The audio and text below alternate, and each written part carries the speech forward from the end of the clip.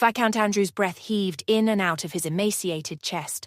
His eyes darted around the room and every muscle of his body twitched, like someone with a chemical dependency does when stripped of their essential medicine. Gawain, Sir Philip, Amber, Pitman and Sir Byron watched the Viscount carefully. He had regained a bit of strength, but he didn't dare move quickly in case his fragile body would give out. When the moment felt right, Gawain asked the question on everyone's mind. "What happened, Andrew? What do you remember?" Viscount Andrew swallowed. "Everything." Gawain nodded slowly. Amber's eyes widened in horror. Pitman and the knights exchanged worried glances. The Duke continued his questioning. "Whatever you can recall, if it will be helpful, please tell us. If you can." Andrew smiled, though his mouth fell back in place almost immediately. His lips were too weak to even pretend happiness. He reached a shaking hand up to his face and attempted to curl his unkempt moustache. Without much success, he began his tale. Business was proceeding as usual in Tanzan's mines. We had discovered an exciting new crystal vein. My family had long thought those resources were exhausted in that portion of the caves. Flush with lust for more resources, wealth and power, I ordered extra shifts to mine the new ore. My workers dug too hastily, pressed by my commands. The mine collapsed.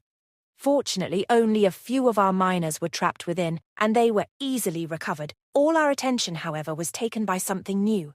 We had found a hidden ruin, buried for centuries underneath Tanzan town. It was so ancient that no surveys of the mountain had ever uncovered it. Gawain clenched his jaw. He wondered if Andrew had discovered a Gondolian ruin, like the one in the Dark Mountains. However, he decided not to jump to conclusions and let the Viscount continue the story.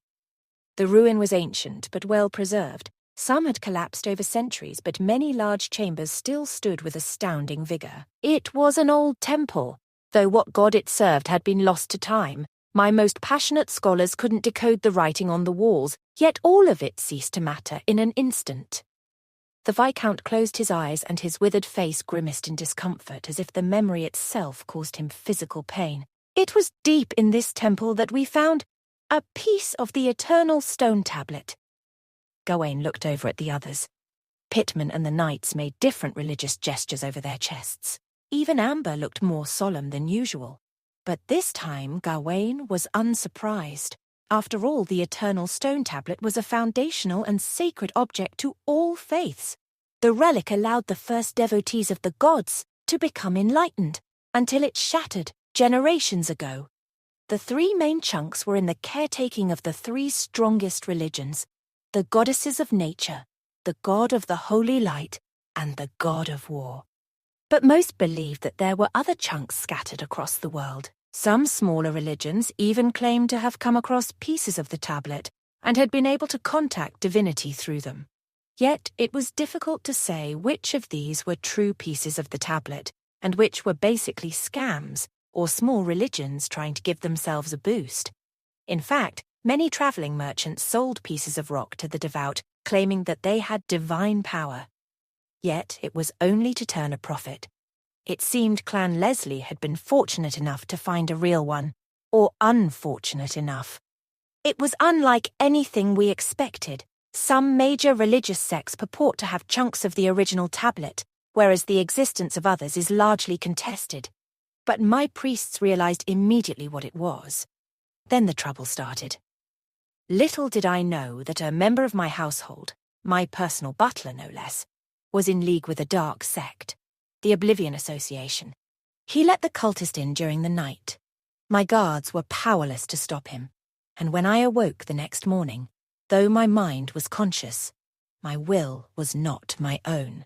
His eyes darted to Gawain and stared pleadingly at him.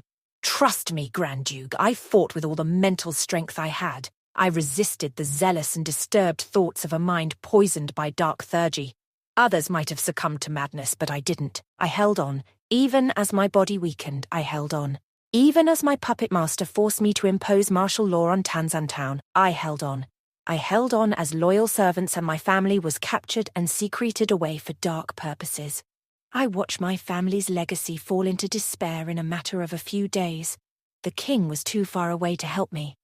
Tanzan's church was too little to help me, and the strength of my clan's name had no weight against the foul magics which took hold. Viscount Andrew chuckled for the first time since his reawakening. Yet you saved me, the one I doubted. I have never had an investment pay off so well, with my life. Andrew burst out laughing at the ironic comment, and was soon plunged into a fit of coughing. Pitman rushed over and gently patted the Viscount on his back. The Druid murmured encouraging words to Andrew. They say those who hover between life and death grow wiser from the experience. Perhaps you can take comfort in this. Andrew settled down from his coughing fit. I feel no wiser than before. Merely weaker. Gawain stood and began pacing, his mind whirring with thoughts. So the Oblivion Association targeted you because of the tablet's shard. But did they ever discern its origin? Andrew shook his head. No. They controlled my body and my thoughts, but not my mind. I led them to believe that it was a gift from Saint Soniel, so the cult never reached our mine. Gawain raised his eyebrows in surprise. He was impressed that a man who seemed like a mediocre aristocrat could have the mental fortitude to resist such psychic entreaties. Everyone has surprises to them. He turned to Amber. Search the shadows, find the butler. See if we can bring him here. Viscount Andrew croaked at Gawain before he could finish his command. No use. The butler departed soon after martial law. You won't find him in Tanzan. Amber shrugged. I guess I can't return his watch then. Gawain grunted. He was frustrated that this lackey had already fled. They could have used some leads to go on. As it was, they had very little with which they could pursue their foes. He muttered to himself, I hope there aren't many such servants, patiently waiting to take over noble houses in the name of dark Thurges. The others shifted uncomfortably. It was a disquieting proposition. Gawain trusted his entire clan, but even he felt that these cults could not be underestimated. Another thought occurred to him. Viscount, why didn't he kill you? Andrew lifted his chin proudly. Because I hid it. I hid the fragment of the slate. Amber spontaneously applauded. I see now. So you concentrated on it being somewhere else, outside the castle, which frustrated our hooded fellow. Then, as retribution, they buried everybody and siphoned their thoughts for information. But they didn't know where it was. You had them running in circles. Amber guffawed and nearly fell over. Gawain felt himself give a faint smile, but he couldn't fully share Amber's mirth. He turned back to the Viscount. This noble's valorous spirit had usefulness after all. His stubborn sense of honor might have saved Tanzan Town from utter destruction. Where did you hide it then? Viscount Andrew laughed again. His body quaked weakly and he coughed, but he didn't let it constrain him this time. The weakened noble lifted himself out of his chair. He beckoned to Gawain with a shaking hand. Come over here and discover it yourself.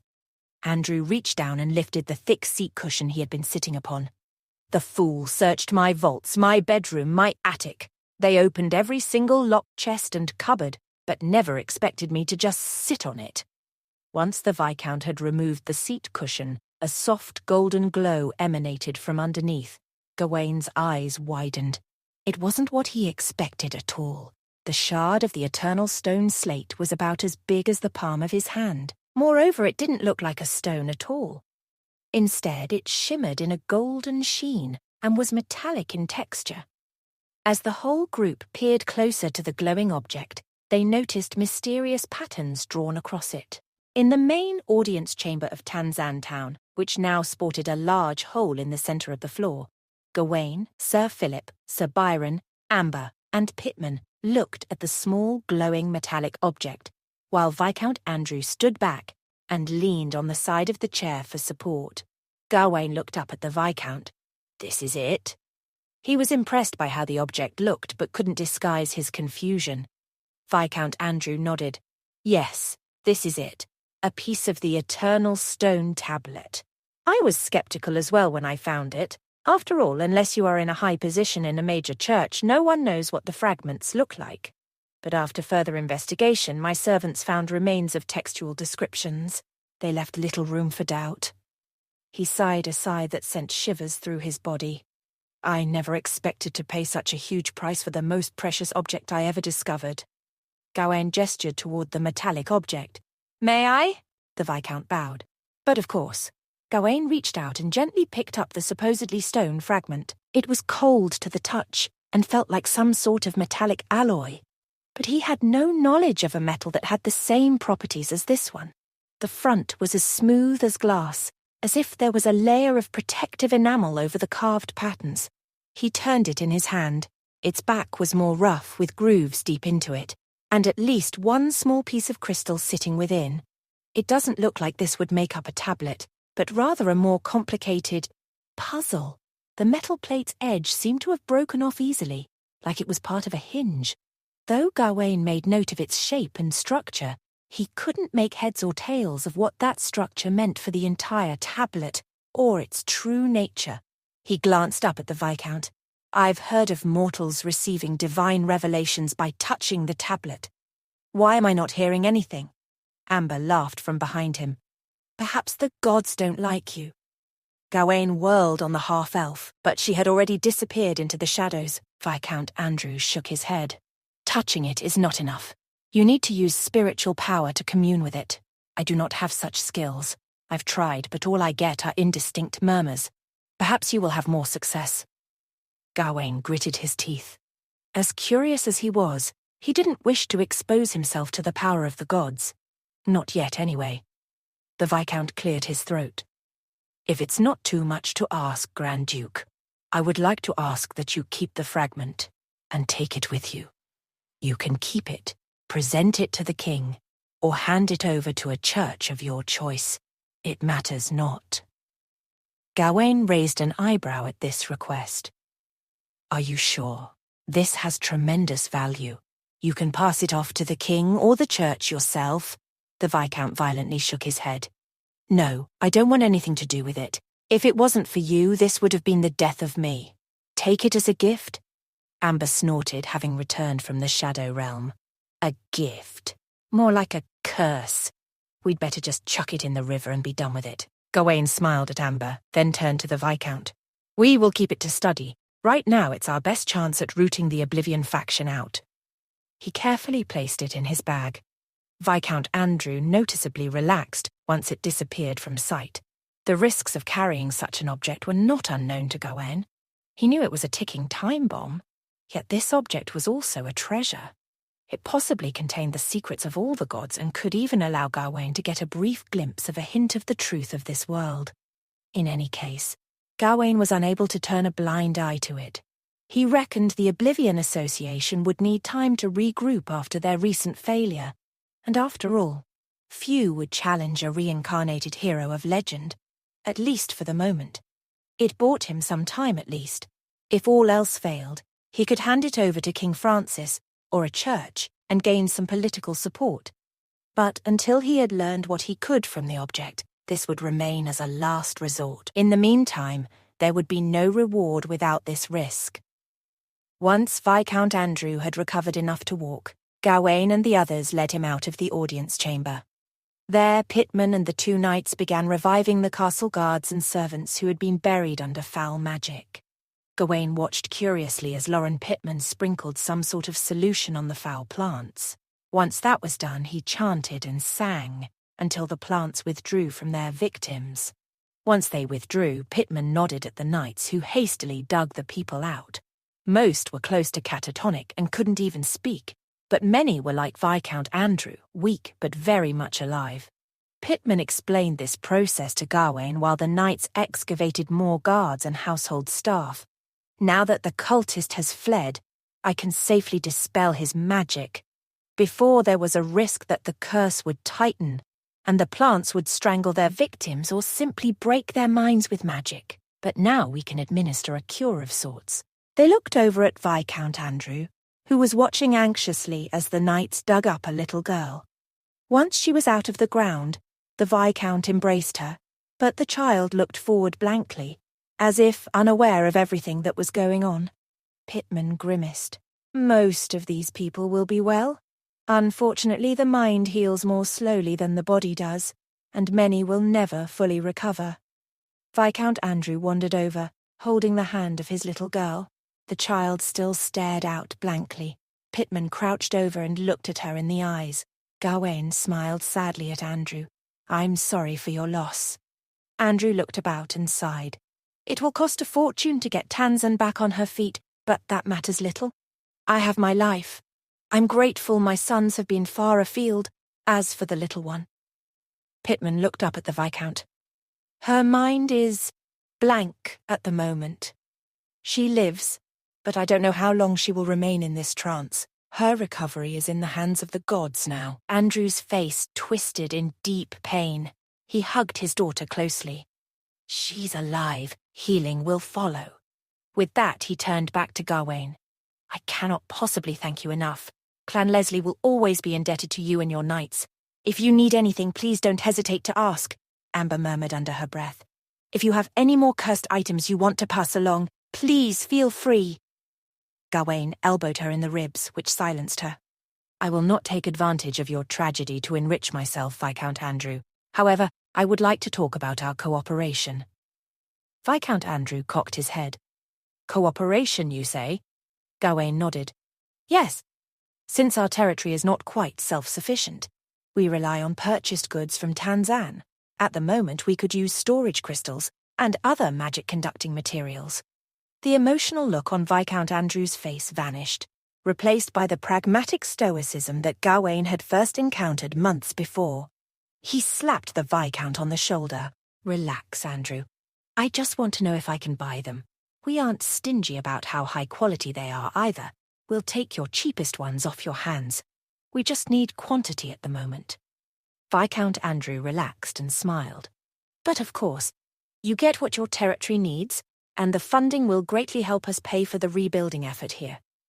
Viscount Andrew's mind was too busy to wonder how Clan Cecil became so wealthy all of a sudden. He just assumed that Gawain had dug up his life savings. He was correct, of course, but still somehow far from the truth. Seeing Viscount Andrew nod, Gawain clapped his hands together and changed the subject. Moreover, we need more people, so if you can, we'd appreciate it if you publicize that Clan Cecil is taking in refugees. If you have refugees here and don't want them, send them to us. Long story short, send your surplus to us. Viscount Andrew agreed even more readily this time. He saw no issue with this prospect whatsoever. In fact, there were already so many people in Tanzan's slums that he didn't know what to do with. And finally, we need people who know mathematics. Do you have any of them? Viscount Andrew readily agreed to Gawain Cecil's third request. He had no clue why Gawain wanted to bring literate men and women into a half-finished territory, but he had other things in his mind. In Tanzan town, where merchants and the rich gathered like bees to honey, finding literate people to hire would not be too difficult. After asking for discounts on magic crystals and the recruitment of the literate, Gawain brought up one final topic. He raised his voice in a purposeful attempt to sound more casual. The ruins that you mentioned. I know a little bit about it. When I was alive 700 years ago, I heard of certain things during the height of the Gondolian Empire. The ruins of his area are likely to be an outpost research station left behind from the meteoric era. Gawain did not mention the same kind of facility existing in the Dark Mountains. Viscount Andrew was a learned man, yet even he was startled. You're talking about remnants of over 1,000 years ago. The magical mechanisms that we found inside were still operational. Gawain nodded. That's right. This isn't unimaginable for the Gondolian Empire. Compared to those magical mechanisms, it is more worrying that the Eternal Stone fragment was stored inside. Gawain let out a sigh. Even the Gondolian Empire then was considerably concerned with the Eternal Stone tablet. They would not leave such an important sacred object in the abandoned research station. Viscount Andrew's brows knitted tightly together. He detected the significance in Gawain's words. I thought I discovered a mountain of treasures. Only now did I realize that Clan Leslie has been sitting on a dangerous volcano for generations. The wiry Viscount lifted his head to look at Gawain, his expression extremely solemn and serious. I know what you mean. And I also know that you're the person who knows the Gondolian Empire best. I'm afraid not a single scholar in this generation can surpass your knowledge and experience in such a regard. So I hope to receive your guidance in the matters regarding the underground ruins. Gawain wore a small smile. This was truly the most sensible decision. In the minds of weaker nobles, the discovery of treasure could lead to greed. Viscount Andrew, however, did not succumb to those temptations. His brush with the Oblivion Association had taught him that much. The fragment of the Eternal Stone Tablet had caused great turmoil here, and something far more dangerous and far more frightening than the Eternal Stone Tablet could be sealed in those remnants. Both Gawain and Andrew were very cognizant of this possibility. While the two simmered in a grave discussion, Amber looked up at the roof in a daze, probably pondering about dinner. Gawain patted Viscount Andrew's back. "I suggest you explore the crypts and corridors with great caution. No matter what kind of items you find, it's best that you come and consult me about them. Of course, you could also call a halt to the exploration. That is the safer option. In short, this is your territory. Deal with this volcano however you like." And as the midnight oil continued to burn, they decided to part ways and get some rest. The next morning, Viscount Andrew thanked Gawain and the party again. They bade farewell and began their return to the New Cecil territory. Gawain watched as heralds ran along the streets of Tanzan, shouting the orders from the feudal lord's castle. Gawain could only sympathize with the Viscount. In the coming days, Viscount Andrew would likely be exceptionally busy. In the aftermath of the cultist sorcerer's attack, the confinement ban needed to be removed, merchants and mine owners had to be placated, and the people who died in this crisis also had to be buried. The party left Tanzan town. They went to the forest and retrieved their horses. Looking back at the town gates that were again wide open, Amber could not help but turn and give Gawain a curious glance. "Say, that Viscount Andrew is in his weakest moment, and you were holding his life in your hands. To be honest, for a crafty aristocrat, that was the chance to gobble up the Leslie clan's properties, yet you decided to help him instead." Gawain's lips curved into a knowing smile. "You don't understand, Amber. I have already taken advantage." Amber frowned. "It looks to me like you didn't sleep well last night, huh? You're speaking gibberish." Yet Gawain only smiled. He decided not to touch on the topic any further. He turned to Sir Philip and Sir Byron. "First, we'll make a trip back to Goring Mill and pick up that little boy." Sir Byron looked toward Gawain, slightly moved. "Your benevolence is not overlooked but appreciated, my lord, but that child is very likely the asset of a certain wealthy merchant in Tanzan town. If we take him away—" Gawain waved his hand. "I've mentioned this matter to Viscount Andrew already. He will search for the child's owner and acquire the child's freedom. All these are trivial issues. There's no need to be bothered." In the dilapidated and abandoned Goring Mill, they found the mute boy waiting obediently, just as he had been instructed to. When Byron and Gawain emerged from the forest, they saw that the child had built a small campfire, roasting a collection of dried fruits that he had foraged. Upon seeing Gawain and company return safe and sound, the mute child's face brightened. He dashed over to them happily, opening his palm to show Sir Byron a handful of freshly roasted fruits. Amber grinned. "It seems that he likes you a lot, Bye-Bye. He even left food for you." Byron chuckled awkwardly.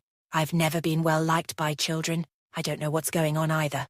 Sir Philip mused for a moment. "I remember you've yet to get married." Byron shot Philip a look. "So what? I'm different from you. I'm not the kind of person who has a group of girls sticking themselves to you wherever you go." Philip grinned. "Being ugly isn't a sin. You don't have to mind that." Before Byron could explode with rage, Sir Philip walked over to the child and patted his head. "Why don't you adopt this child and let him be your successor?" Byron was instantly stunned. "I mean—" "Well?" Sir Philip watched as the boy munched on dried berries. "Firstly, he saved your life. As a knight, you must repay this kindness. Secondly, this child has many excellent qualities. He's brave, kind, upright, and bright. Although he is thin and weak right now, some training under a worthy knight might turn him into a fine warrior." Byron cut Philip short. All right, that's enough. The old knight turned to face the boy. "Would you like that as well, if you were to be under my care in the New Cecil territory?" The mute boy beamed and nodded ecstatically. Sir Byron chuckled before a thought struck his mind. He faced Gawain, but before he could say anything, Gawain nodded with a smile. I approve, of course. Riding the horses that they had tied up near the mill, Gawain and the party used a day's time to arrive back at the new Cecil territory. At the sight of all of them returning with Sir Byron, Heidi and Rebecca's fears were finally allayed. Upon receiving news that her ancestor was back, the first thing Rebecca did after rushing over was ask for stories of battle against the evil cultist. Gawain gave a hearty smile. He recounted how Sir Byron used the crystal grenade that she invented to greatly injure the cultist. Your crystal grenade really played a major role. Rebecca's eyes sparked with delight. Really? You all used them? Gawain grinned.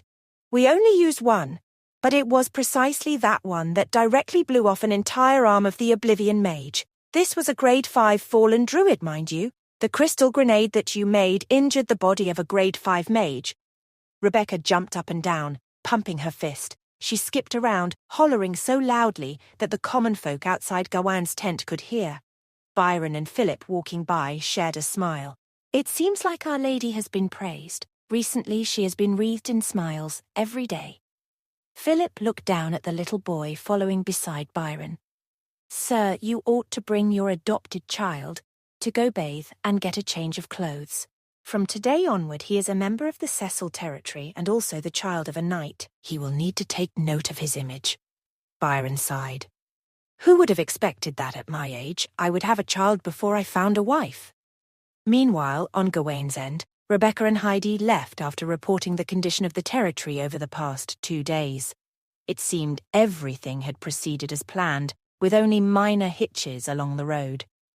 Finally alone and back in a familiar space, Gawain fished 2 things out of his pocket and placed them on the desk. The first was the Eternal Stone Tablet fragment, and the other was the mithril ring from the cultist. His eyes fell on the latter, an Oblivion Association cultist represented by the Mithril Vault, huh? Perhaps it is time to contact Miss My Little Pony. Gawain looked at the shard of the Eternal Stone Tablet. He studied it briefly before heaving a sigh. There's little I can do about it now besides speculate. So Gawain turned his attention back to the mithril ring. The fact that the cultist possesses the mithril ring, however, is interesting.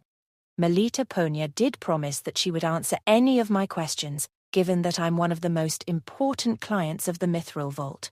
Gawain nodded to himself. Better yet, the Mithril Vault coming to the territory might further facilitate the growth of the region. It's a prime opportunity to get some additional help. He pulled off his glove and observed his own mithril ring. As he focused, he could feel the infused magical power swirling within the shimmering metal. Recalling what Melita had told him back then, he channeled some of his magical aura into the ring to activate it. The metal around his finger grew warm, and he sensed magic fluctuating out, causing the ring to shimmer like a heat wave. As he waited for it to activate, Gawain's thoughts ran miles about the theory of magic in this world. Once again, there were a multitude of questions he had no answer to. Does this ring work off of electromagnetic waves? It likely doesn't. But the fact that it can be used as a means of telecommunication is impressive. Perhaps the magic circles make use of long-range magic sensors. It is too hard to say. From what knowledge he had of the past, Gawain understood that magic communication depended on a couple factors: the magical prowess of the spellcaster, the quality of the spell materials, and the interference from the magical environment. Unless it had been toppled over a couple of centuries, the most powerful magical communication device that he knew of was the Eye of the Stars atop the sacred Stars Temple. It allowed the floating city to transmit information to the entirety of the Sylvan Empire. Even the elves could not figure out the exact principle behind the way that magic works. Gawain focused on the ring as it hummed to life. Magic in this world has to do with the magical environment. The magic web and magic circles take whatever is in the environment and convert it into usable energy. But what is in the air? It is impossible to open up the magic circles and the engraved runes to see exactly what they're doing. They're magical black boxes. They've been optimized by mages through centuries, but no one knows exactly how runes and magic circles work. One thing was for certain. For the Mithril Vault to pack so much magical potential into a small ring meant that they must know something about the way magic worked. He thought about all the questions he had when the ring vibrated gently. Following that, a distorted voice buzzed out from the ring. "Hello, this is Melita Ponia, Duke Gawain Cecil. I'm pleased to hear from you. How may the Mithril Vault be of service to you?" Gawain startled back for a moment, surprised that the ring even came with a vibration alert. He gathered his thoughts and held the ring close to his lips. "Hello, Melita. I would like to inquire about a matter." Melita's voice rang out in an astonishingly quick reply. "Ah, as a VIP customer of the Mithril Vault, all advisory services are free of charge.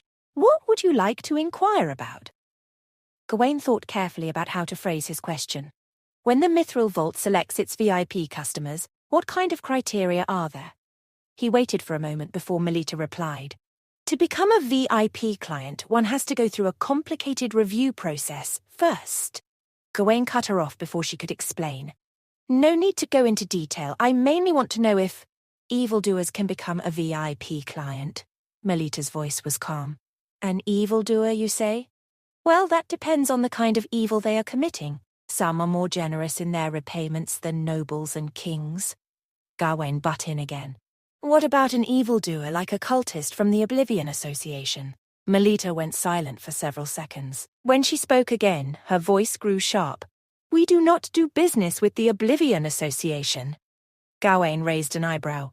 "Why not?" Melita's voice took on a hint of venom as it buzzed out of the mithril ring. "The Oblivion Association are extremists. Their ideology prevents them from any meaningful cooperation with any other organization. In their eyes, everything must be destroyed, even other heretic sects. Only two meaningful organizations have any sort of deals with them. The Sons of the Storm and the Eternal Sleepers. All of them wish for chaos to engulf the world. No normal and good faith organization will ever associate with a cult that looks to bring about the end of all living things." Melita paused before adding more. "Of course, some peripheral members of the Oblivion Association may have business dealings with the Mithril Vault with their identities concealed. That may be a possibility.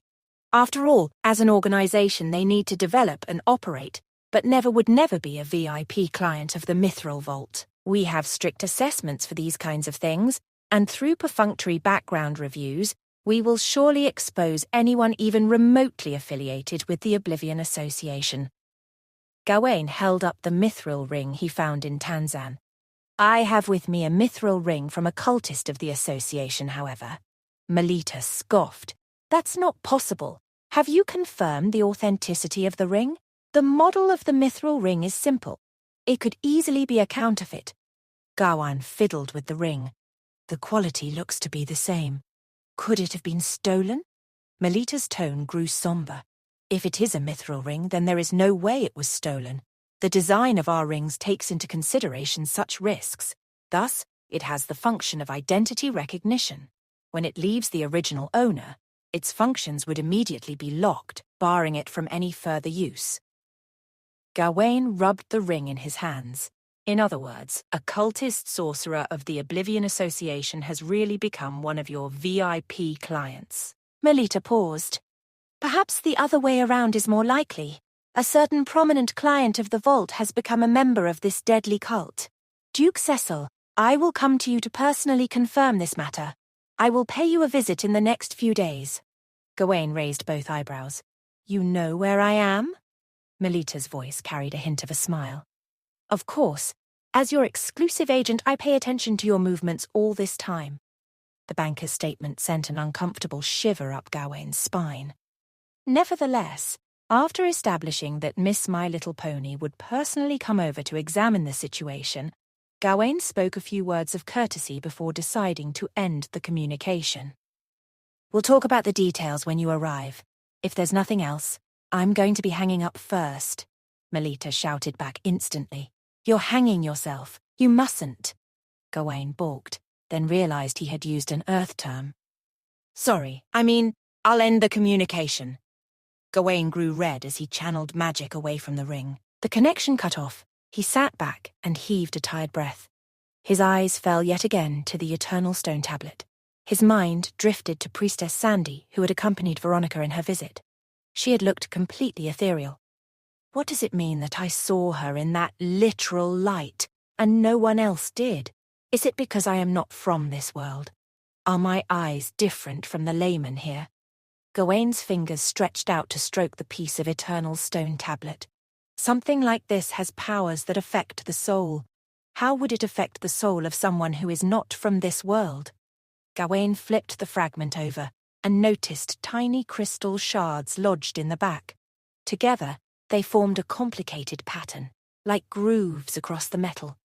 He thought they were magic circles, but upon closer inspection, they were nothing similar.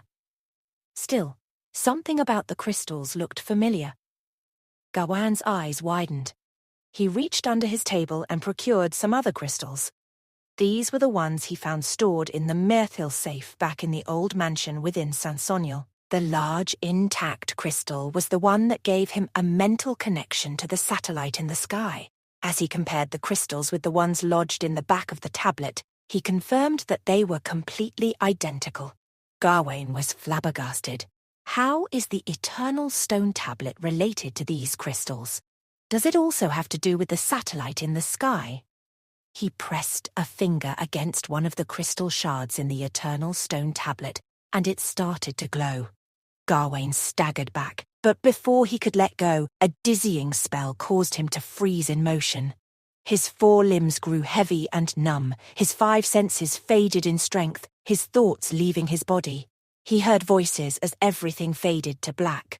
They were too difficult to make out, but as he felt his consciousness drift further in the direction of these whispering voices, the words became clearer. Annihilation Squad. Rejoin. Report battle results. The God of Flame shows no signs of life. Annihilation bomb launched over. The dome of holy light has collapsed. The God of holy light no longer shows any signs of life. Awaiting orders. Over. The sacred temple of mysteries is crumbling. The goddess of magic and mysteries fled. The 6th Hunting Legion left port. The god of storms no longer shows any signs of life. Destruction of the storm sanctuary has begun. Over. The 8th Heavy Bombing Fleet arrived at the allocated coordinates, beginning the bomb strike of the Kingdom of Shadows. Over. Bombing Fleet. Currently destroying the Temple of the Dead. The Pale Barrier is breaking down. Confirmed that the Reaper no longer shows any signs of life. Currently heading to the God of War's territory. Over. The God of Nature is no longer showing any signs of life. Over. Gawain's eyes fluttered open. In an instant, all his senses returned. He was back in his body. The dizzying spell quickly faded. He sat before his table, face covered in perspiration, twisted into a dumbstruck expression. What did I just hear? What the hell did I just hear? Gawain blinked. His mind reeled. The scattered bits of sound that had echoed from the eternal stone tablet had long faded, but they left an impression in his mind, like an asteroid's crater. It took him 5 minutes to return to his senses. When finally he recovered, Gawain looked down at the golden fragment that sat on the desk before him. His head had long been used to dealing with tremendous amounts of information, but this was beyond the pale. His thoughts were leaping around like Amber's shadow walking. On drugs. He could only be sure of one thing. He knew what he heard. Even though it felt like he had fallen into some sort of out-of-body experience, that didn't change his certainty. Is this the sacred knowledge that exists in the eternal stone tablet? Knowledge of the gods? Gawain stood and backed away from the metallic plate. He shook his head. No. There's no way that could be what the first devotees of the gods heard. If they indeed had gotten the same snippets from the tablet that he had, then Gawain couldn't imagine them coming to any conclusion but his own theory. It sounded like something or some force had killed the gods of Lauren. He scratched his head. It seemed almost too implausible to be true, like an elaborate hoax. But as much as he considered the other possibilities, faking such messages seemed even less likely. After all, what would anyone gain by faking this? How could they do it? And where would the phrase heavy bombing fleet come from? Certainly from no one in this medieval world. Keeping his eyes fixed on the tablet, Gawain walked to the entrance to his tent. He was deeply skeptical as to what others would hear from this shard, and there was no way to find out but through experimentation. He opened the flap of his tent and spoke to the sentry on duty. "Fetch me Sir Philip, Dame Heidi and Amber." The guard snapped a salute. "At once, my lord?" Gawain looked back at the fragment. "Time to ferret out your secrets." About half an hour later, Gawain stood in his tent with Sir Philip, Heidi and Amber. All three of them were looking down at his desk, where the telltale shard of holy history lay. Gawain surveyed the three confidants he had with him. They were among the people he trusted the most in this world, and fortunately, they all happened to have their own beliefs. Sir Philip worshipped Care, the god of war. Meanwhile, Heidi was a follower of the goddess of magic, and Amber at least claimed to follow Lady Night, the goddess of shadows. Each of their faith varied in certain degrees, so Gawain hoped that their interaction might test how piousness affected what they got from the tablet. He couldn't eliminate all variables, unfortunately, as each of them followed different faiths, but Gawain had settled on the fact that this would be an imperfect experiment. He gestured at the chunk of metallic alloy on his desk.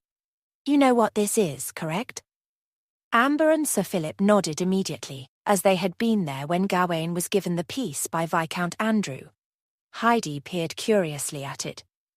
"I had heard you retrieved a shard of the Eternal Stone Tablet, but I certainly didn't expect this." Gawain folded his arms. "Nor did I. Now what I'd like from each of you is to interact with it. Reach out with your spiritual power. Philip, you go first." Everyone in the room stiffened. Gawain said it like it was no big deal, but interacting with one of the most sacred objects in history was nothing to sneeze at. He wasn't afraid it would harm them, but clearly they regarded the object with more reverence than he. Sir Philip cleared his throat. "My lord, are you sure? I do not think myself worthy of such an honor." Gawain nodded. "Yes, I am sure. But before you touch it with your essence, remember, no matter what your faith, no matter what you see or hear, remain calm. Especially if you hear something that might contradict your faith. It might be a fake, so keep your emotions at bay." The others nodded as well. Philip didn't seem so sure. Gawain clenched his jaw.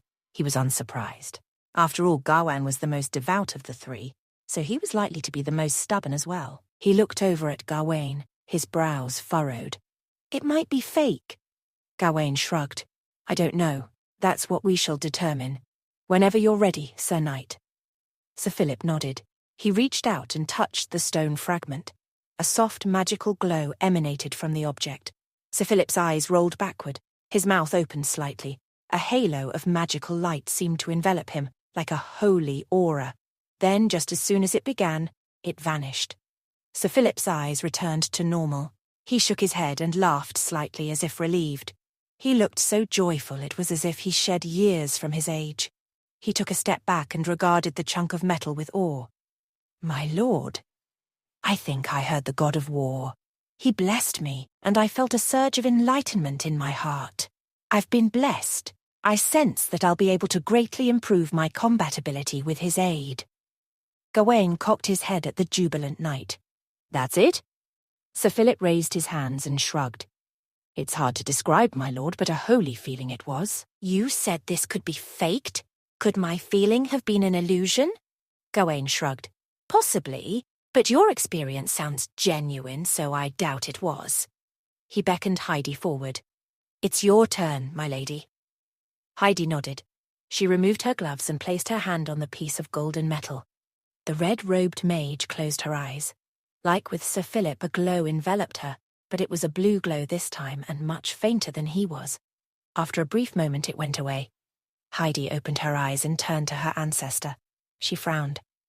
"Ancestor, I'm not quite sure of what I saw. I heard a voice telling me secrets about magic, and a sense of blessing enveloped me, but I can't describe it as enlightenment.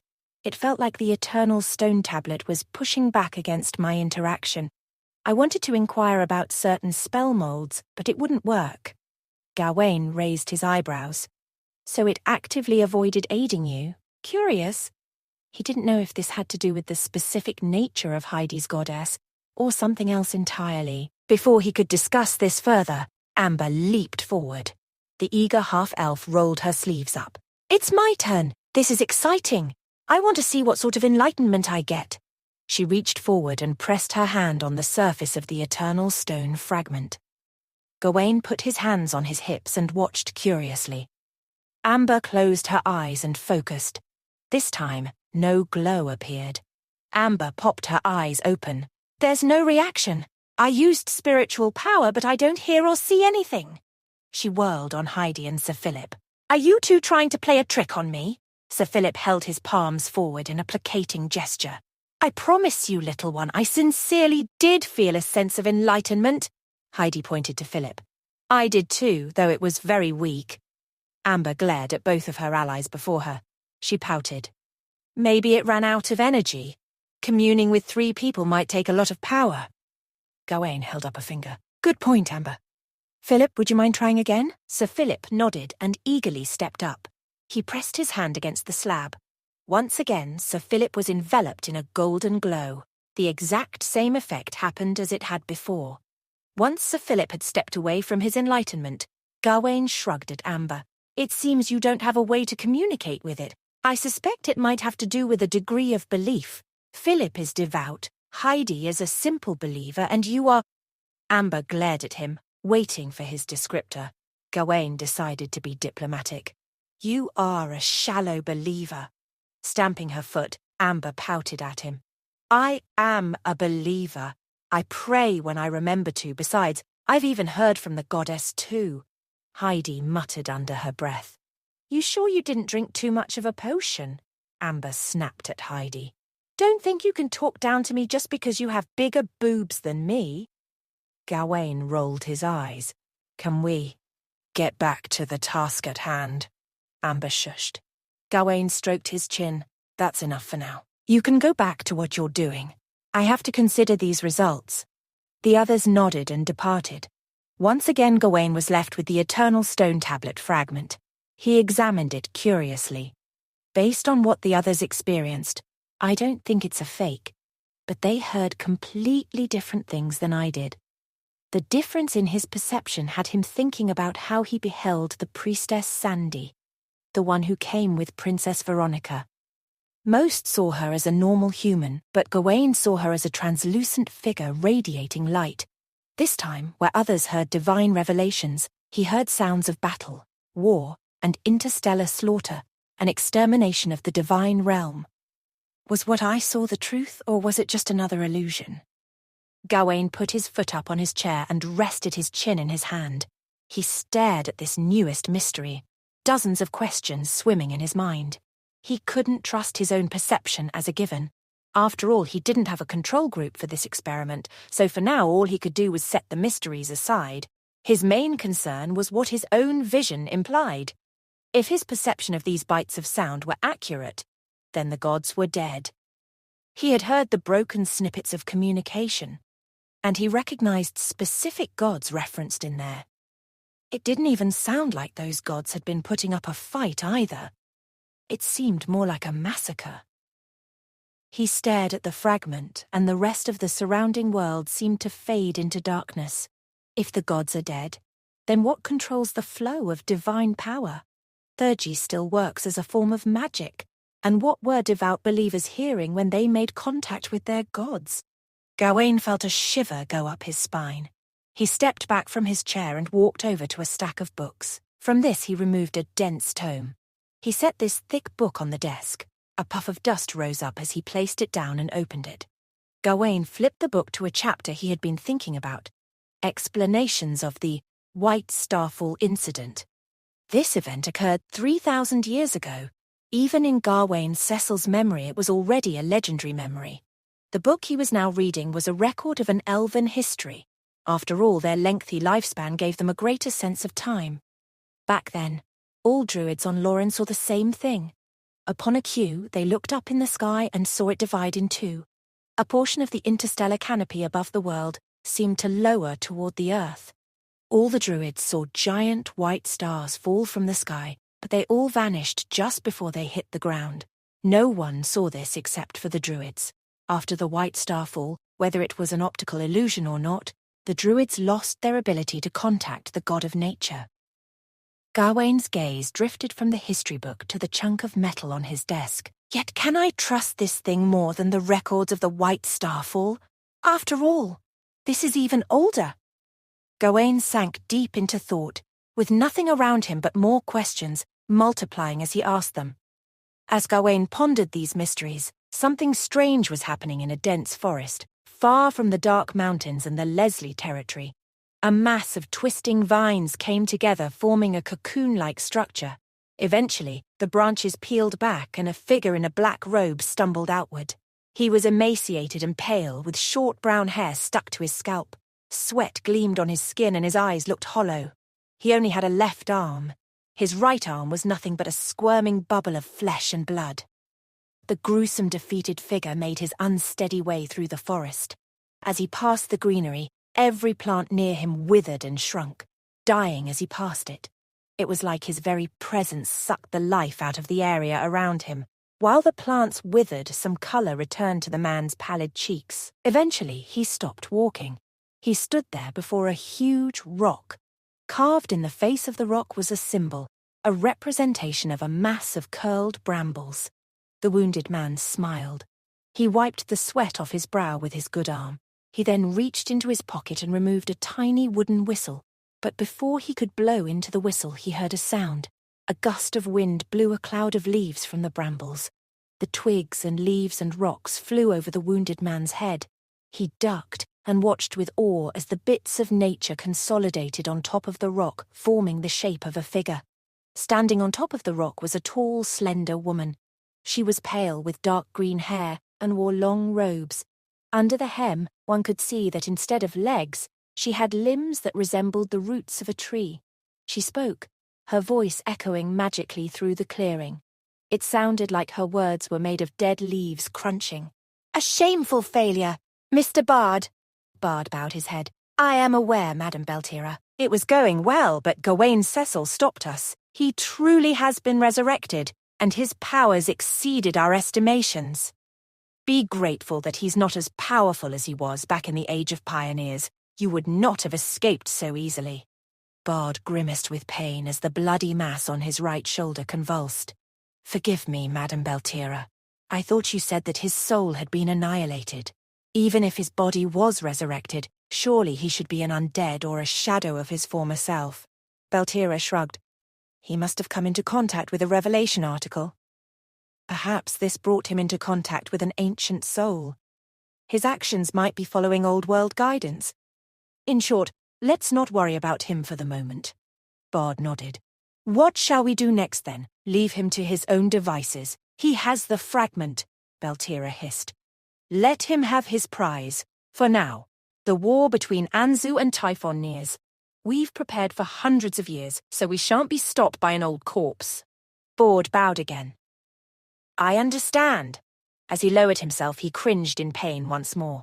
The squirming flesh and blood on his shoulder writhed and twisted in unnatural directions. Beltira smiled in amusement. "When you're done regrowing your arm, go to Typhon. The local congregation has gathered at the quicksand shore. Then you shall head to the waters of the Sons of the Storm. The Archbishop has allowed you to go as envoys of Oblivion." Bard gasped. "Sons of the Storm. But they never seek help from the outer world. They've provoked the sea demons in the eastern waters." Bard's eyes widened. He bowed again. The wind picked up once more. Leaves, twigs, pebbles, and branches all swirled around Beltira. The green-haired woman seemed to break apart, her body dispersing into the various dead forest matter. She disappeared into the tempest, but a remnant of her voice echoed. "Bard Wendell, your obsession with the past will hold you back. If you wish to become a withered priest, you'd best lay down your sword." Then she was gone. Bard Wendell waited there.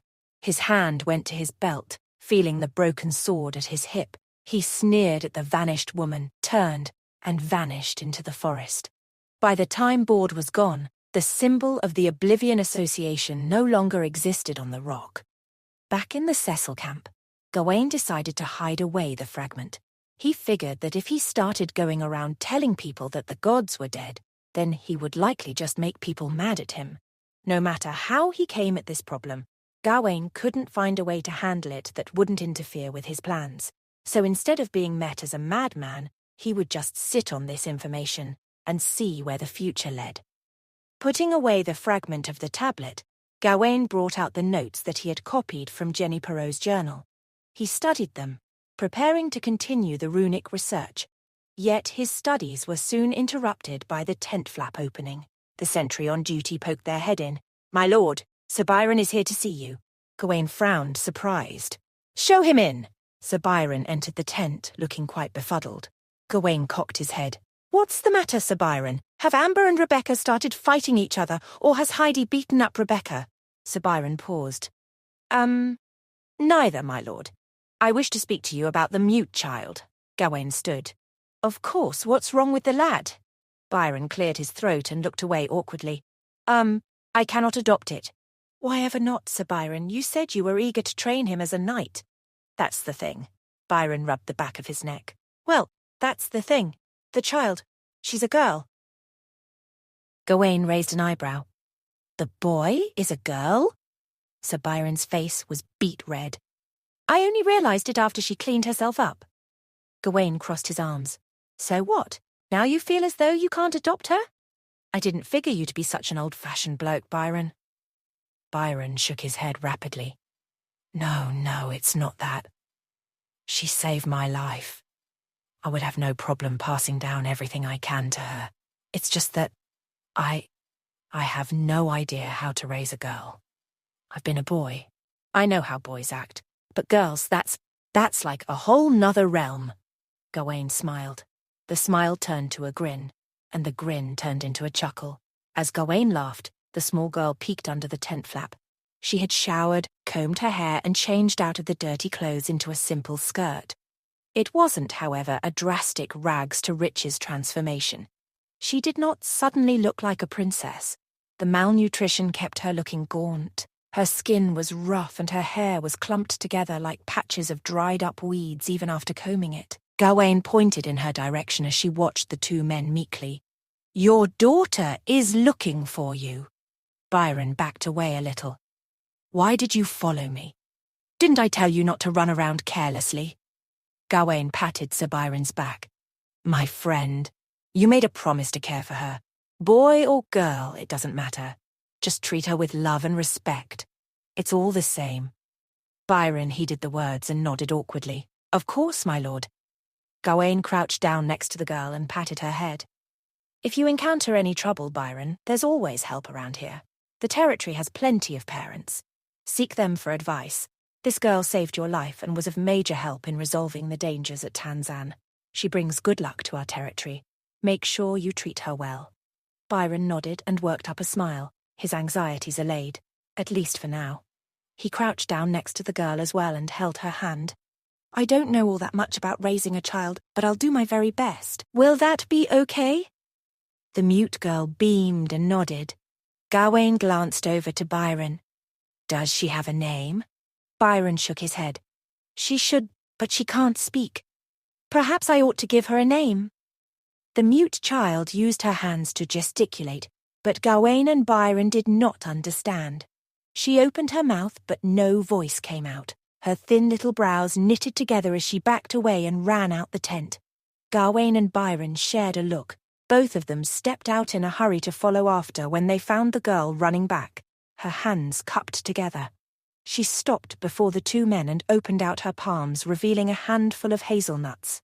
Gawain smiled. "Ah, are you saying your name is Hazel?" The malnourished girl nodded. Byron leaned forward. "Hazel, huh? And that's the name you want to keep?" Hazel nodded and smiled. She shoved the hazelnuts in her mouth. Gawain bellowed out in laughter. The name must have been given to her by her parents. When they came up with the name, they probably wished that she would never have an empty stomach. Gawain patted her head again as she grinned, cheeks bulging like a squirrel's. A merchant's violence may have taken away her ability to talk, but she's smart. Be a good role model for this child. Gawain remembered something. That's right, the purchasing of serfs and contact with the refugees at Tanzan town is now being assisted by Viscount Andrew. You will not need to personally supervise it for now. Leave it to one of your subordinates. For now, I have a new mission for you. Sir Byron immediately straightened his back and switched to a stern expression. Seeing that, little Hazel quickly swallowed and she stood stiffly by Byron's side, imitating her new guardian. Gawain chuckled. No need to be so nervous. The mission is within the territory. I want you to organize a team to explore the ancient fortress in the Dark Mountains. Byron eased a little, but raised an eyebrow. Are you preparing to make a comprehensive exploration? Gawain nodded. Viscount Andrew dug out a shard of the eternal stone tablet from under the Tanzan mine. I am getting increasingly worried about the ancient fortress in our territory. We have to unearth all the mysteries inside. He placed a hand on the old knight's back. You have the background of a mercenary, which means you must have some experience exploring ruins. Find some good and courageous fellas, bring the best equipment, and investigate all the hallways and rooms in the top layer. Afterward, draw it into a map. Be careful, be thorough. I do not wish to have anyone dying in such a place, but I don't want anything important to be missed out either. Understood? Byron nodded at once. Yes, I will not disappoint. Sir Byron hurried away and Hazel followed after him at the same pace. Gawain, alone again, looked up into the sky. Winter was approaching. The air grew colder each day, but good progress was being made in the new Cecil territory. The first generation of the magic-powered engine had already been officially revealed to the residents. It possessed a strange shape but promised extraordinary power. Many were so shocked that their eyes nearly dropped out. When it was put into operation, many serfs and commoners watched the machine with fearful eyes. They watched as if the magic mechanisms and the shafts contained invisible little devils. In their minds, these little devils operated the machine, pushing the steel and the sprocket wheels. People, of course, fear what they don't know. Naturally, this period of fear and ignorance lasted only for a moment. Gawain's orders to educate and enlighten the layman helped to bring about familiarity to the new invention. More than anything, the magic-powered engine was a machine operated by magic, but controlled by anybody. There was no devilry involved, just creativity and technology. Gawain intentionally layman in the testing and development of the machine. He surveyed the territory as it slowly came together, bit by bit. To imagine that so much had changed to what was a flat piece of land over the last month or so made him smile. He could see, too, the smiles across the faces of the residents, his people. With the magic-powered engine, all levels of production would have a dramatic boost in efficiency and speed. He peered off in the direction of the mines. With more magic-powered engines built by the manufacturing facility under the supervision of Nicholas Egg, Gawain now saw these machines pushing along ore carts. The more ore they gathered, the more steel could be made in the steelworks. And the more steel made, the more magic-powered engines Nicholas Egg could craft with his metal-shifting ability. Were it not for the magic web, the furnaces would barely be able to keep up with the metal ball's ruthless efficiency. Gawain faced the brick kiln yard where simple moulding machines now made batches of Rebecca's cement. She had been perfecting the ratios, but finally there was a material that Gawain felt could be used to upgrade the wooden houses. The issue Gawain faced now was a shortage of talent. This didn't mean a shortage of labour, but a shortage of people who could continue to advance technology forward. Out of 100 people, only 5 may be actually considered talented. Not every outcast could be considered talented or genius either. Among the 100 outcasts that the king had sent, most of them were mediocre. People like Jenny and Rebecca and Hummel were simply rarer. Gawain mumbled to himself. I wonder how many talented folks Viscount Andrew can find for me. Perhaps it is foolish of me to expect anything. Lord Ancestor! A shout from a distance interrupted Gawain's thoughts. He turned to see Rebecca running over. She swung her staff and a large scroll as she caught up to Gawain. Behind her, Jenny followed closely behind. The runemaster held 7 more scrolls, struggling to keep them all in her arms as she did her best to keep up with Rebecca. Gawain held out his hands. Slow down, there's no need to rush. Rebecca stopped, out of breath. We We studied the rogue mage's notes and the rune arrangements. With these leerings, we managed to calculate an upgrade for the magic web. Gawain raised an eyebrow. What kind of upgrade? Rebecca had a gleam in her eye. It's something you asked about before, Lord Ancestor. We think we can expand the magic web out. As much as we can humanly imagine. Expanding the magic web as far as we can humanly imagine. Gawain cocked his head. Have I mentioned anything like it before? Rebecca leaned against her staff as she gathered her breath. Of course you did. Remember when you asked if it was possible to make it more extensive and expandable and easier to put together? I'd been thinking about it all this time with little to no headway until... Jenny caught up, stopping next to Rebecca and keeling over with her arm full of scrolls. Rebecca pointed to the rune master who had come from the capital. Jenny here. With the rogue mage's research, she helped make sense of the entire theory. Lord Ancestor, it's amazing. Truly it is. The magic web we made based on the notes we found in the forest is nothing but a pale imitation of the true magic web. The information that Jenny has carried with her all this time lays out the entire logic and foundation of the basic runes that make up the magic web. She went on and on about the details of the notebook as Gawain balked. He raised both his hands. Okay, Rebecca, slow down, I understand. Walk me through it step by step. Rebecca hooked Gawain's arms and led him towards his tent. Let's go inside. We have plenty of scrolls to show you. Rebecca turned to Jenny, who was still panting. Let's go. Most of the calculations were done by you. Jenny nodded weakly. Be right there. Inside Gawain's tent, Rebecca excitedly opened up the scrolls Jenny brought over. She laid them out in sequence across Gawain's table. As far as the eye could see, there were calculations, formulas, diagrams, and detailed logical mathematics. Gawain perused the scrolls carefully when Rebecca laid out a final piece of paper, where all the findings of the complicated calculations and logic were simplified and summarized. On it, Gawain saw a hexagon, formed by 8 runes. 6 runes formed the perimeter, and 2 runes sat in the middle, like if a honeycomb had eyes. The simplicity of it attracted Gawain immediately. This, Rebecca's eyes sparkled with joy. This is the magic web's most fundamental unit. Before completing all the possible optimizations and simplifications, we realized that the magic web only requires 8 runes to carry out the basic magic conversion functions. When more of such units are connected, it only becomes more efficient. Look here. Rebecca went on about the symmetry of the hexagon, how hexagons were the best agons and how the interference model and everything and whatever, it didn't matter. Gawain wasn't listening. He was still staring at the hexagon. He imagined these hexagons meshed together, forming a grid. These grids could be laid down anywhere. Factories, cities, forests, deserts, anywhere. Gone were the restrictions of a magic circle. Rebecca and Jenny had turned magic into a fundamental technological unit. The magic web could finally become a magic web. Gawain pointed at the hexagon. How do we replace the current magic web with this structure? We currently have the first iteration built in the brick kiln yard and the steelworks. We also have a prototype version to supply power for the magic-powered engine in the mines. This magic web too, this honeycomb magic web, would it be worth replacing the old iterations? Rebecca nodded. I've thought it through already. This hexagon structure might be entirely different from the previous magic webs, but upgrading would only require a slight modification of the rune arrangements. Jenny is a grade 4 rune master. This would be her specialty. Jenny nodded as well, affirming her confidence. Gawain's lips spread into a large smile. Great. Let's use the honeycomb magic webs once we've tested it. Is it safe? Putting all the magic webs together onto a grid means that if even one fails, all of them will too.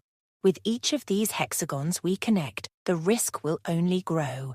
Imagine if we power the entire territory and all our magical devices through a single grid. If anything goes wrong, everything will be destroyed. Gawain voiced this knowing that on Earth there were circuit breakers, voltage stabilizers, and other safety measures to ensure the integrity of the electrical network. Rebecca's smile disappeared. She stepped back, her mouth agape. I didn't think of that. Jenny looked sheepish. Right, of course. That would effectively make all of this pointless. Rebecca hung her head. Lord Ancestor, You're truly incredible. Even when it feels like we've designed something brand new, you immediately know everything about how they work, on top of precautions we did not even think about. Gawain smiled awkwardly. Call it an old geezer's experience. Rest assured this is outstanding work. The design is perfect, beautiful, simple. None of this is pointless, Jenny. Figure out a way to address the issue of safety and that's it. This magic honeycomb will let magic flow as freely as water, but even water requires a dam. We cannot risk one hexagon destroying the neighbouring hexagons and flooding the entire system. Jenny stepped forward meekly. What if we limit the size of the magic honeycomb by splitting it in sections? Gawain shook his head. Then we lose the value of the hexagonal structure itself. The whole point is to be able to expand it without limit, without risk. Rebecca looked inquisitively to Gawain. What is your suggestion, Lord Ancestor? Gawain eyed the single hexagon unit drawn on the paper. How do you connect these units? Rebecca shrugged. It can be done just by putting them together. The runes in contact will sync together immediately. Gawain stroked his chin. Make the connection weaker. Add something of a partition. Perhaps black stone will be a good buffer. They are magic-conducting materials, but with a weaker attraction, correct? If the magical wave becomes too intense, it shatters. Rebecca scratched her head. She picked up a quill, dabbed it in ink, and drew a thick border around the hexagon. So you're saying we should isolate each unit with blackstone like this? Jenny frowned. If we do this, it'll reduce the total efficiency by at least a quarter, perhaps even more. Gawain nodded. If that is the compromise we have to make for safety, then so be it. If a unit goes out of control, the blackstone shatters and renders the single hexagon useless, but it won't cause all the other units to fail.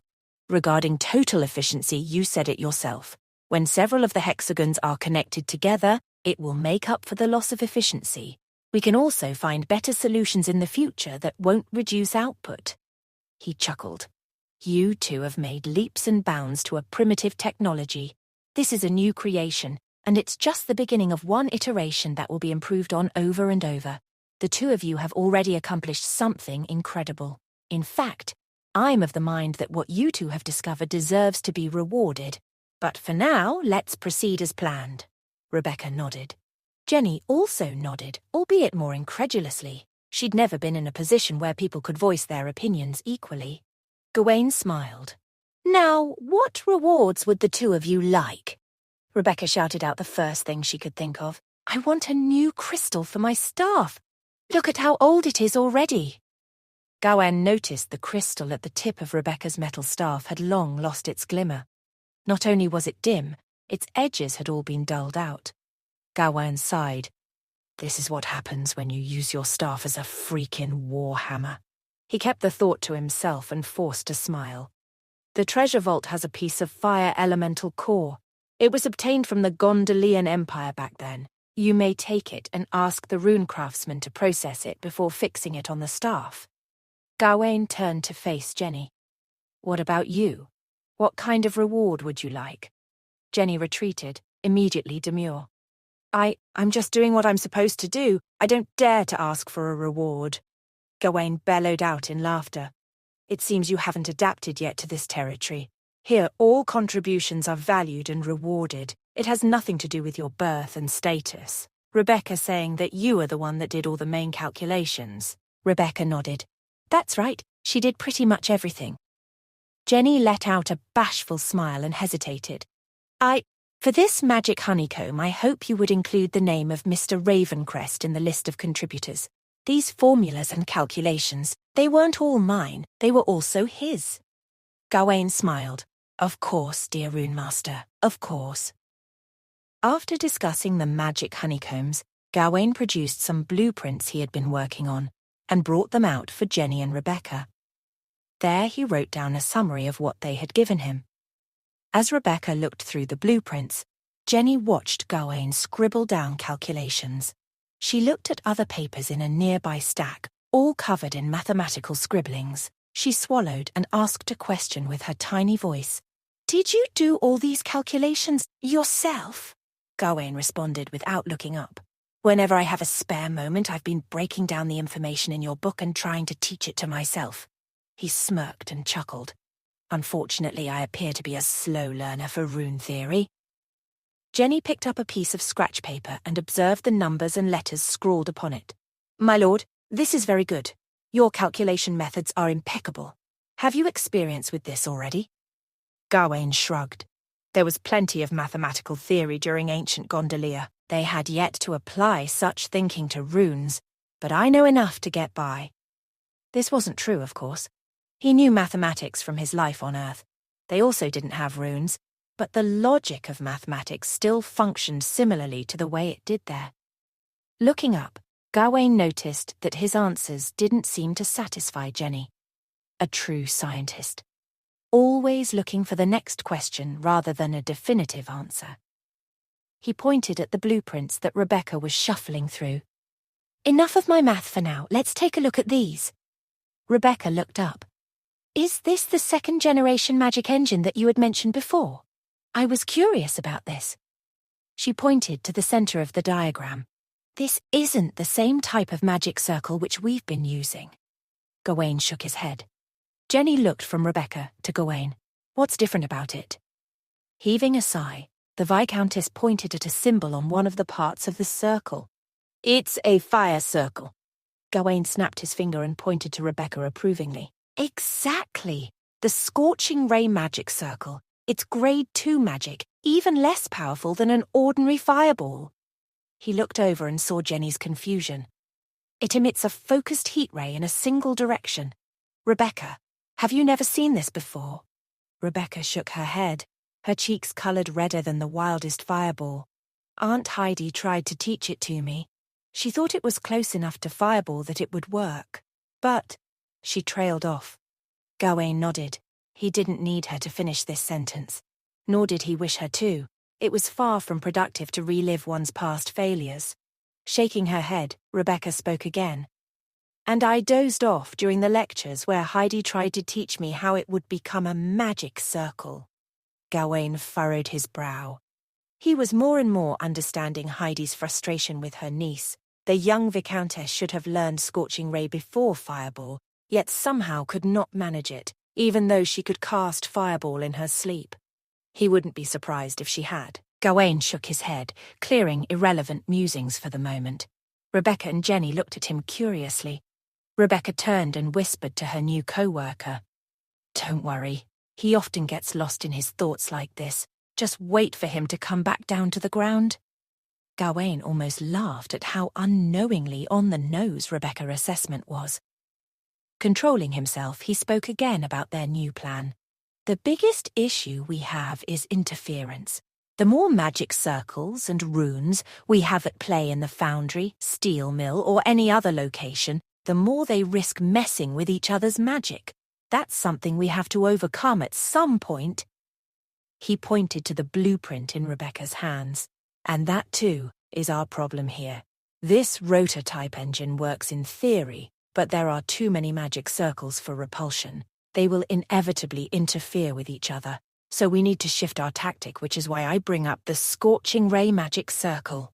Rebecca looked at the diagram. She turned in upside down, right side up and sideways, as if trying to understand something that was eluding her. But these type of magic circles are mostly used as traps or defense systems. After all, they're easier to aim and control than fireball. Gawain nodded. Yes, but they are very functional. Normally, mages solve the interference problem by using expensive magic guiding bases, but we can't make that work. Jenny furrowed her brow. So you want to lower the cost? Use cheap materials like quartz. But the problem is if you draw the magic circle on inferior materials, that will lower its power. To compensate, we will need to draw more runes, but that will only compound the interference problem. Gawain nodded. Exactly. Rebecca's eyes widened. I see. You've been talking a lot about making a lot of things. Oh, what do you call it? Low-cost mass production? Yes, that's it. But magical interference is making that difficult. Gawain smiled. Exactly. Jenny gasped and jumped in the air. She bumped Gawain's desk as she did so. Gawain hastily grabbed the table to make sure it didn't flip over. What is it, Jenny? The scarred runemaster's face lit up in an infectious grin. We just need to employ mathematics. The cause of interference is runes making bonds in specific ways. If we place the runes in arrangements where they don't form these bonds, then the problem should be averted. Gawain laughed triumphantly. True! Most mages simply relied upon trial and error to eliminate interference. But we can work with rune logic and mathematics on our side. We just need to adjust the repulsion magic circle's runes, and perhaps redesign it to make the runes further apart. With this technique, we can bring these machines closer to being used by everybody. Jenny's smile vanished, her eyes widened. Everyone using it? Is that possible? Gawain smirked. Jenny wasn't used to how things were done around here. He placed his hand on her shoulder. Yes, here in the Cecil territory, we're eliminating the need to rely on mages for our every need. And you've seen how workers in the brick kiln yard are now using the magic-powered engine. Is that not some sort of tool? Jenny nodded slowly. I suppose it is, yes. I just didn't expect a noble to... Gawain cut her off. I get that a lot. This is why you're here. To defy expectations. Rebecca clapped her hands together excitedly. She pulled a notebook out of her shoulder bag and began taking notes. So, you want us to calculate the distance between runes and find what base materials will be needed and how that would correspond with the number of needed runes. This sounds very challenging. Gawain raised his eyebrows at the Viscountess. Are you up to the challenge? Rebecca raised herself to her full height and grinned proudly. But of course, Lord Ancestor. He looked to her assistant. Jenny smiled shyly. I will work hard at it and do my best not to disappoint you. Gawain nodded, satisfied. That is all I ask. Take what materials you need. I believe in you too. With armfuls of blueprints and ideas buzzing in their minds, the young ladies departed Gawain's tent. Once they were gone, Gawain sat back in his chair. He let out a huge sigh and let his mind wander. With each new development, they were getting closer to allowing ordinary people to make use of the magic inherent in this world. It wouldn't only be an incredibly useful tool and improve efficiency of his territory, but it would also be a net good for this society. The mages in this world had one key flaw. They weren't imaginative. They were too stuck in their old ways. They failed to realize that by creatively applying magic, they could not only cast spells, they could dramatically improve the world at a speed impossible to places like Earth. After all, these concepts that Gawain threw out on a daily basis were things that it took decades or even generations for people to come up with. His industrial revolution by the Dark Mountains should by all rights have taken at least a generation. But magic sped it up and made it doable. Gawain couldn't help but imagine a future where mages could simply think of a spell, use rune logic and calculations to make the spell mold, then bring it to reality. Spellbook sales might plummet, but it would be worth it. But before this brave new world could be achieved, first Gawain had to solve how to make magic-powered engines, scorching ray guns, crystal bombs, honeycomb magic webs, and whatever the next new innovation turned out to be. The ancient Gondolian ruins slumbered in darkness.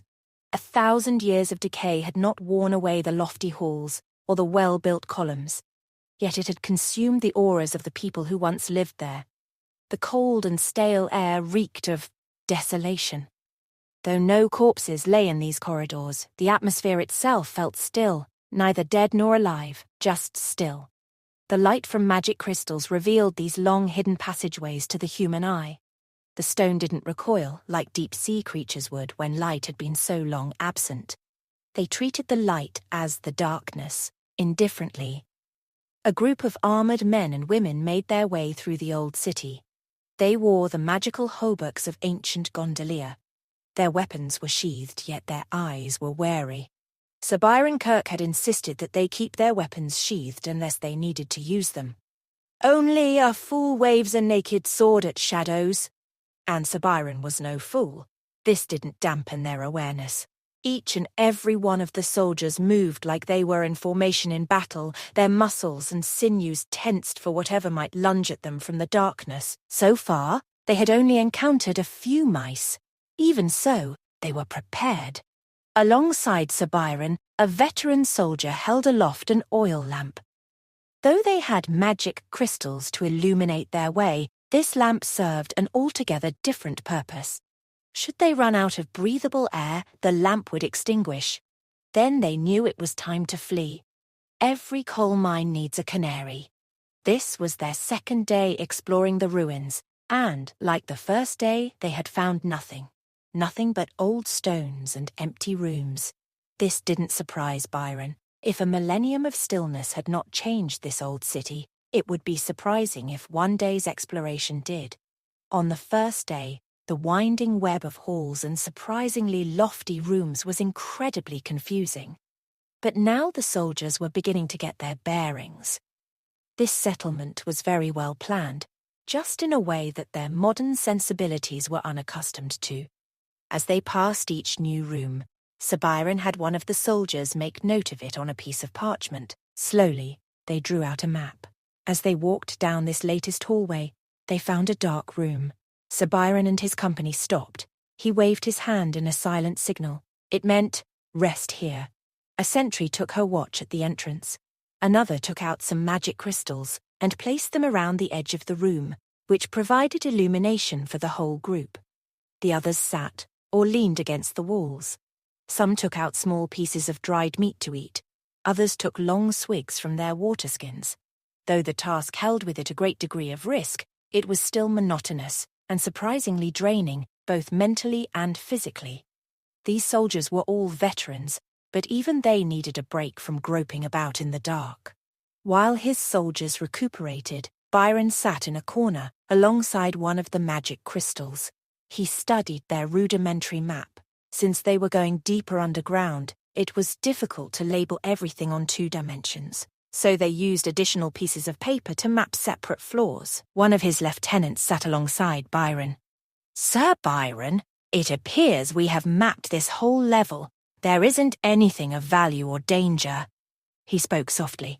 Though they had encountered no danger, everyone kept their voices lowered, if only because it was unsettling to hear their voices echo in these cavernous depths.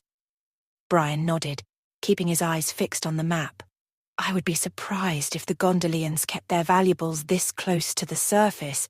If this floor follows the same pattern as previous ones, then we should find a staircase." He pointed to a blank spot on the map. "There, that's where we'll go next." His lieutenant nodded. "Yes, sir." Byron took a glance at the oil lamp. The bright flame still burned and quivered occasionally from the gentle wind. Nodding in satisfaction, Byron looked back at the map. Then he paused. "Wait, we're underground." His gaze moved slowly back to the flickering flame. "Where's the wind coming from?" Sir Byron walked over to the lamp. He held his hand in front of the flame, opposite the direction it seemed to be fluttering. There it was. He announced to the rest of the group. "There are air currents here." The soldiers immediately stood, startled by this revelation. Byron gestured about the room. "Light more lamps. There should be more than one exit from here." The vigilance cultivated in him during his time as a mercenary made Byron hold on to this detail. He immediately closed the map and then wet his finger with saliva for a proper feel. There really was wind. "There are air currents here," he immediately alerted. "Light a few more lamps and split up to look around. There should be more than one exit in this room." Sir Byron's men and women immediately took action, lighting lanterns and keeping an eye out for secret mechanisms or something to that effect. After a moment, one of the soldiers let out a grunt of surprise. "Sir Byron, over here!" Byron followed this soldier to a wall. It hadn't been evident at first, but a rectangular section of that wall was slightly indented, a depression in the shape of a door. Alongside it were several shelves that had somewhat fallen apart after 1,000 years of nothing. Sir Byron held up one of the lamps to the shape of the door. It flickered violently. "This is where the air is coming from." He gestured to the shelves. "Clear away this junk." The soldiers rifled through the decayed books and objects, pushing them to the side. Once they were gone, they could see a metal cylinder which stuck out from the wall. There were magical patterns covering its surface. "What is this?" One of the soldiers grunted behind Sir Byron. "Is it a trap?" Sir Byron shook his head slowly. "According to the Duke, hidden doors often have mechanisms like this." He reached out and touched the metal object, just as Gawain had mentioned. Nothing happened. There was a bit of an awkward pause. Byron cleared his throat. "It must be broken like everything here." His lieutenant raised an eyebrow. "Would you like to try without your glove, Sir Byron?" The knight glared at his subordinate. "You do it first." The lieutenant straightened his back and strode forward. He pulled off his glove and touched the cylinder, just like Byron had before. Just as his flesh touched the metal rod, the intricate writing on the surface glowed with a blue energy. The walls seemed to rumble. Then it spoke. All the knights leapt back, startled. A distorted voice continued. "Checking. Sample examiner. Stabilization period. Entry permitted. Opening isolation door." Just like that, the door slid open. Behind it was a long passageway that led into darkness. All the soldiers exchanged startled looks. Even Sir Byron's eyes were as wide as moons. The lieutenant held up his hands. "I don't know what I did." Sir Byron pulled off his glove and touched the metal rod with his bare hand. Again it lit up and again it spoke. "Checking. Sample examiner. Stabilization period. Entry permitted. Isolation door is already open." Byron frowned. "It seems like we passed some sort of test, but it didn't matter which one of us touched it." Sir Byron picked a soldier at random and had them touch the device. The exact same thing happened. First the device glowed, then it spoke as if allowing them to enter. He scratched his beard thoughtfully. "Perhaps it only needs a human hand to be activated, or it's damaged." His lieutenant cleared his throat. "Sir Byron, should we explore?" Sir Byron nodded. "Yes, let's send some scouts in. It's about time we found something worthwhile in these caves." While Sir Byron and his company explored deeper underground, a new guest appeared in the Cecil township. She was a woman who carried a mysterious air about her. She wore a thin dress that drifted about her like a cobweb, a style which would be unusual in any township in Anzou. Long dark hair flowed behind her, and a lilac veil covered her face. Her bright, lively eyes observed the territory before her. Yet, in spite of her striking appearance, the sentries paid her no mind. She walked right by them. As she strode through the gates and made her way towards the wooden houses, no one paid her any mind. The residents of the Cecil township bustled to and fro, all absorbed with their daily duties, and paid no attention to this strange intruder. The mysterious woman examined every new building and every object with singular curiosity. She looked at the wooden houses, marveling at how orderly they were constructed. She watched how on every side of the main road, workmen were building new houses and making repairs on existing ones. A blaring noise sounded from the distance. The woman jumped, but none of the civilians did. She took note of this and walked over to the source of the sound. There she found a yard where kilns were baking bricks, but in the center of it sat a pair of large machines, which hummed and hissed, operating on their own accord. The new arrival watched these machines from a distance, but didn't seem to dare to get closer. After all, they were unknown to her. Though they clearly operated on magical principles, she saw no mage nearby controlling it, just a pair of workmen, who were behaving like any workman did. She held a hand in the air as if sensing something. Her eyes widened as she perceived a large current of magical power. This was unusual. She knitted her brows, then turned and walked away from the brick kiln yard. As she continued her exploration, she heard a voice behind her. "Wait right there, you! Who are you? What's your business with the chief?"